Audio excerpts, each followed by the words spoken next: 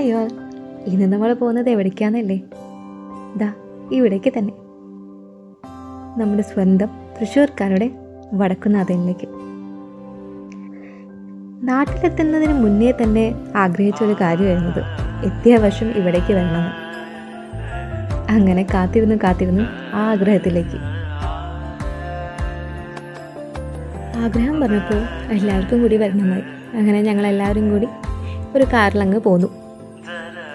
പതിവ് പോലെ തിരക്കിനൊന്നും കുറവില്ല കേട്ടോ. അപ്പോൾ എന്തായാലും തൊഴുതിട്ട് കാണാം. അങ്ങനെ ഞങ്ങളെല്ലാവരും കൂടി തൊഴുതിറങ്ങി.